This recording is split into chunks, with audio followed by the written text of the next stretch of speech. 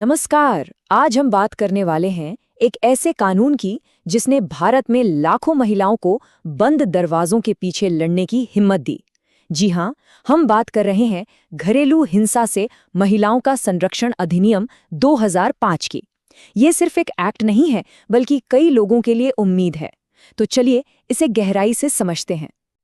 आप सोचिए, इस कानून के आने से पहले हकीकत यही थी।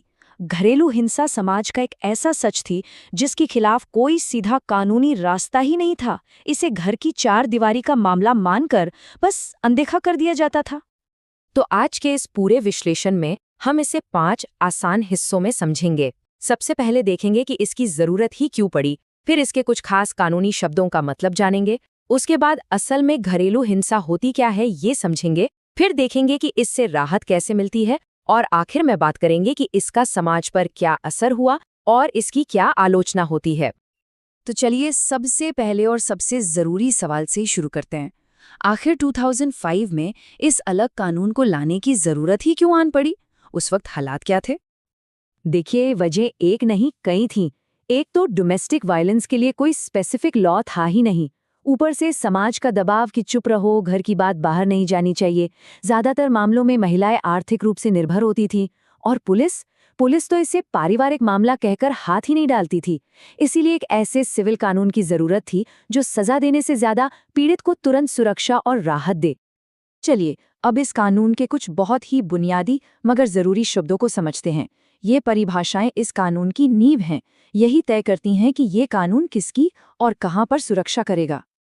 अब ये देखिए, इस कानून की सबसे कमाल की बात है घरेलू संबंध की परिभाषा। ये सिर्फ पति पत्नी तक सीमित नहीं है। अगर कोई महिला अपनी माँ, बहन, बेटी या फिर लिव इन पार्टनर के साथ भी रह रही है तो वो भी इसके दायरे में आते हैं। शर्त बस इतनी सी है कि वो एक ही घर में रहते हों या कभी रहे हों। और ये है इस कानून का दूसरा सबसे बड़ा हथियार, साझा घर या शेयर्ड हाउसहोल्ड की अवधारणा। इसका मतलब बहुत सीधा है। एक महिला को उस घर से नहीं निकाला जा सकता जिसमें वो रह रही है, भले ही वो घर उसके नाम पर ना हो या किराए का हो। ये उसे रहने का एक बहुत ही मजबूत अधिकार देता है।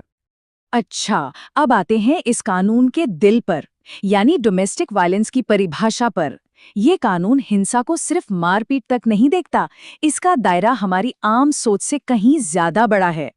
जब हम डोमेस्टिक वायलेंस शब्द सुनते हैं तो दिमाग में क्या आता है? मारपीट, धक्का मुक्की, है ना? पर क्या कानून भी इसे बस इतना ही मानता है? जी नहीं, बिल्कुल भी नहीं। ये कानून हिंसा को 4 अलग अलग कैटेगरीज में बांटकर देखता है।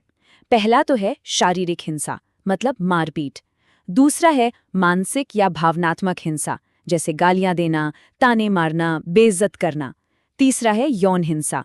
और चौथा, जो बहुत जरूरी है, वो है आर्थिक हिंसा। और ये चौथा वाला, यानी आर्थिक हिंसा, ये बहुत बहुत जरूरी है। इसका मतलब है किसी महिला को खर्चे के लिए पैसे न देना, उसकी सैलरी छीन लेना, उसे नौकरी करने से रोकना, ये सब भी घरेलू हिंसा ही है।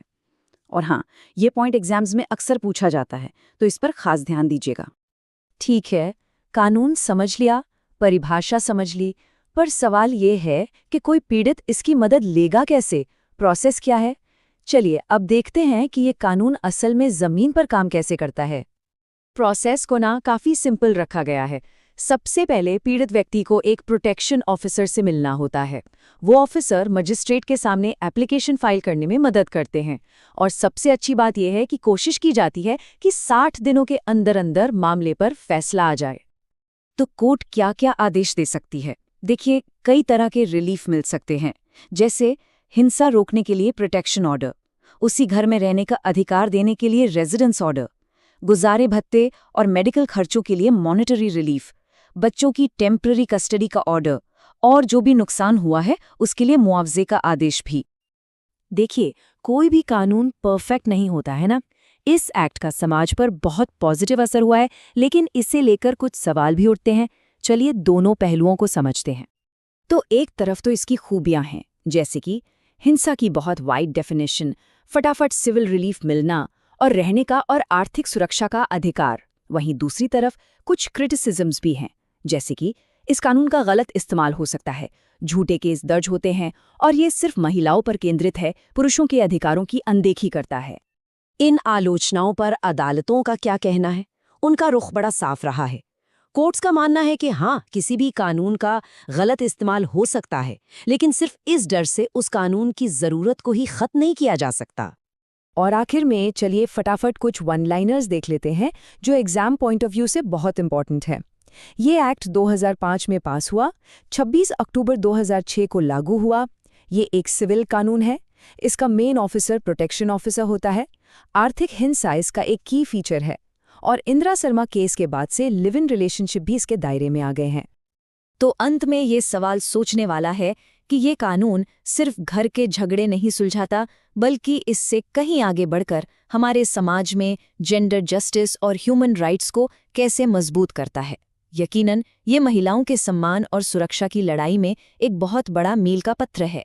अगर आपको ये वीडियो यूजफुल लगी हो तो target with Amit YouTube channel को सब्सक्राइब जरूर करें।